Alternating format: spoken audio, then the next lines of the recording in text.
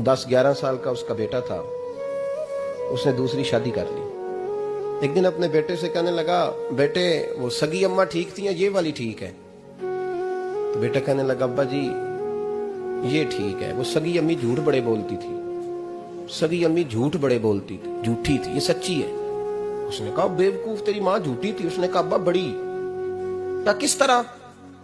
कहने लगा, अब्बा जी मैं ना, कभी आपको पता मैं शरारती हूँ, कभी मैं शरारत करता था ना, कोई बर्तन तोड़ देता था तो मेरी सगी अम्मा मुझे थप्पड़ मार के बाहर निकालती थी, कहती थी मैं ताला लगाऊंगी बावर्ची खाने को, तुझे सारी रात रोटी नहीं देनी, तू आज भूखा ही रहेगा।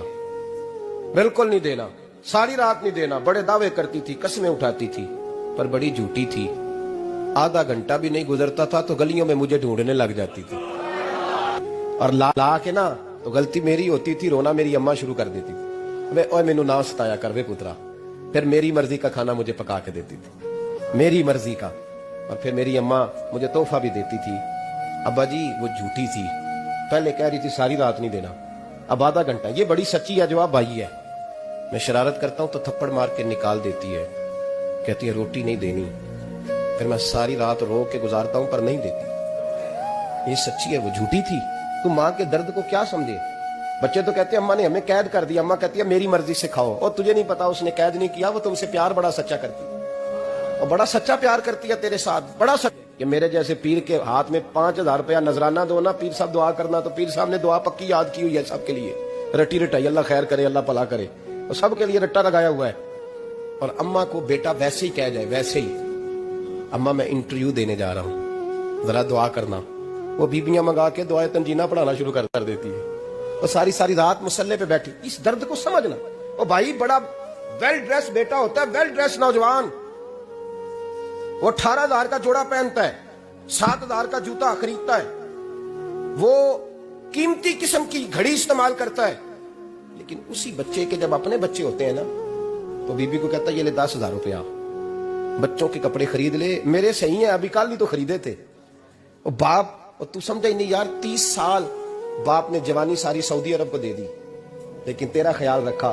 तू माँ बाप के बारे में, और यहाँ बच्चे हिसाब करते फिरते हैं, भाई तो पिछले महीने भी 5,000 दिता सी, तुसी पैसे अंदा कर दे की हो, माँ बाप से हिसाब करता है तू। माँ और बाप ये तो हुस्न है जिंदगी का, ये तो वकार है इंसान का। जब तक माँ बाप का हाथ पकड़ के चलोगे ना, रास्ते सीधे रहेंगे, और जिस दिन उंगली छोड़ के सड़क पे निकलना पड़ा ना, सर चकराने लगेगा।